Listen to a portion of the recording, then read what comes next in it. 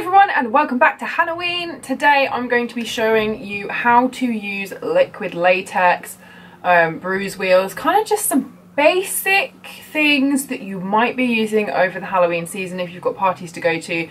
These are all kind of fairly cheap things. If you do not have a bruise wheel like I have, you can use kind of cream products that you have lying around, as long as they're matte, obviously, in the bruisey colours. You can also use eyeshadows if you find that easier. I just feel like cream kind of mixes together and blends over each other quite nicely, but obviously be aware that this is going to move. It does not set. It will not be sweat proof or anything. You may need to touch up and stuff, but if it's on your face, you're not really going to be touching it too much. You should be alright. You can also set these with eyeshadows. I kind of like a little bit of a sheen on a bruise. I feel like it kind of looks slightly more realistic. This is not the best work, but it is to kind of just show you how you can use it. You could be here for hours picking at things with tweezers to get some nice textures going. I will talk about that more in the voiceovers. This is a mixture of cotton balls and liquid latex. I like the Mehron one. You can get lots of different brands. It's fairly reasonably priced for quite a lot. It's very sticky. Be aware that latex is something that a lot of people are allergic to, so do a patch test on yourself 24 hours before you put this anywhere near yourself, especially your face. Just be aware it does have a bit of a smell, so if you are going near the eye area, it does tend to also kind of make your eyes water if you've got quite sensitive eyes, so do be aware of that. I would keep windows open if you're messing around with any sprays, latex, anything that has a slight fume, anything like that, just to be on the safe side. And I've got some scab blood here, also by Mehron. I have kind of a more professional kit because I use it. However, you can just pick up some blood from, I don't know, like a Halloween store, or like lots of supermarkets doing the little kits. You might not use the face paints that generally come with it, but you might use like the little squeezy blood things. If you're putting cream products and stuff of a dark colour anyway, you will obviously change the colour of like your drip blood.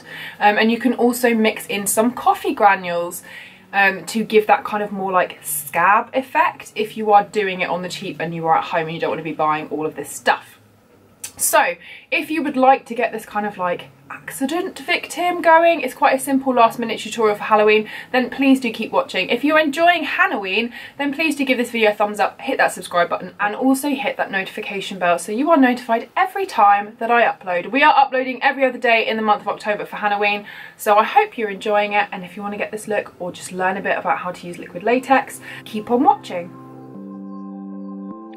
So the first thing that we're doing here is I'm taking a brush. Use one that you don't mind ruining. I would recommend a synthetic brush for this. I'm layering some liquid latex over the skin. It is bare skin, so do be mindful that as soon as you start pulling it off later when you want to remove it, it can be a little bit uncomfortable if you've got any kind of baby hairs like I do. That was unpleasant.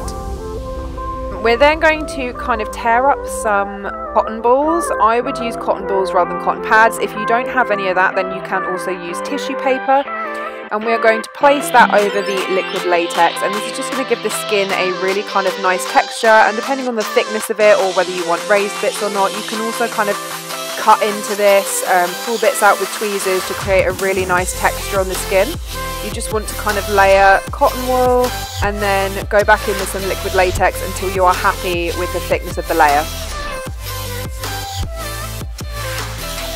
I'm just using a hairdryer to speed up the drying time here. You don't have to, you can kind of wait for it to dry if that's easier for you.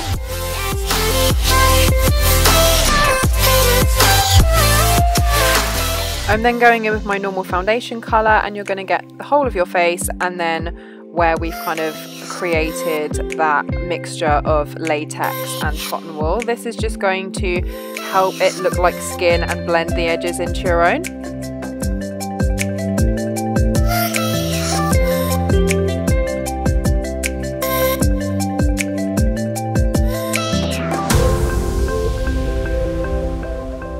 I'm then going to take one of these sponges. If you don't have one of these kind of funky textured ones that you can get from sort of any Halloween store or face paint store, you can use a normal makeup wedge, and what I would do is just tweeze little chunks out of it so you don't get kind of this flat surface.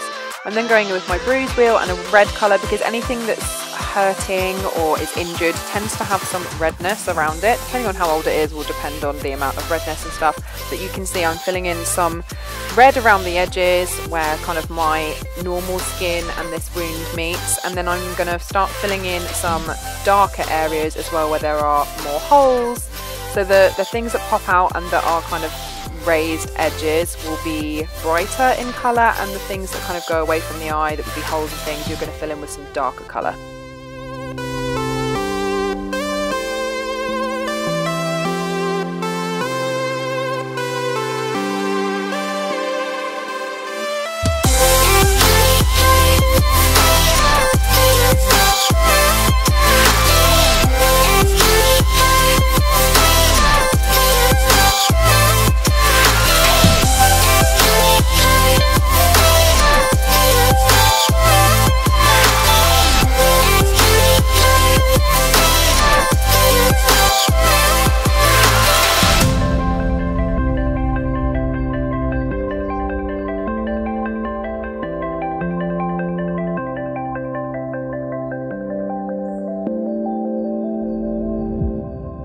As you can see, I'm using my sponge to add some more bruising to certain areas, like around that eye, close to the wound, a little bit on the kind of temple and up to the forehead area. I'm just showing you a few different kind of techniques you can use just using this bruise wheel now that we've basically done all of the wound. So obviously, if you're working on black eyes or anything, think about the kind of colours that are in a bruise. You tend to have yellow and greens more towards the edges, or if it's a very faint bruise, anything where it has kind of taken full force of the impact is going to be very dark, more purples and blue toned. Use a sponge to create some kind of broken capillary effects, and you can blend anything out that you don't like with your finger. I'm taking some Mehron scab blood and kind of filling in all over that wound really. There's holes and all sorts in there. The more blood you put on, this isn't particularly drippy, but it does look quite cool on some of the darker spots where we filled in with that cream product underneath, just to make the wound appear a little bit deeper. You can also, without using the latex, just take some of that blood on a sponge and pop that over some bruised areas. This will create more of a grazed look rather than a deep wound. As you can see, you can also use this kind of blood to kind of drip around your nose. It's quite sticky, so it kind of stays where you put it, which is brilliant for things like nosebleeds.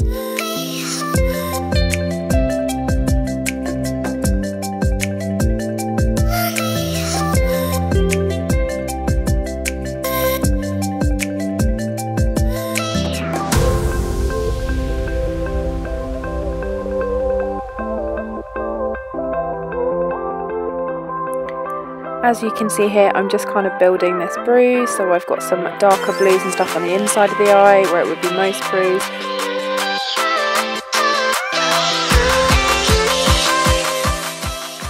As you can see, I'm just adding some final touches, blending a few bits out with my finger, and kind of adding some extra bruising to other areas of the face. You can put these wounds and bruises any way you like. This was more of a kind of educational video to show you a few things and techniques that you can do with liquid latex, cotton wool, and some scab blood. Do love a bit of scab blood.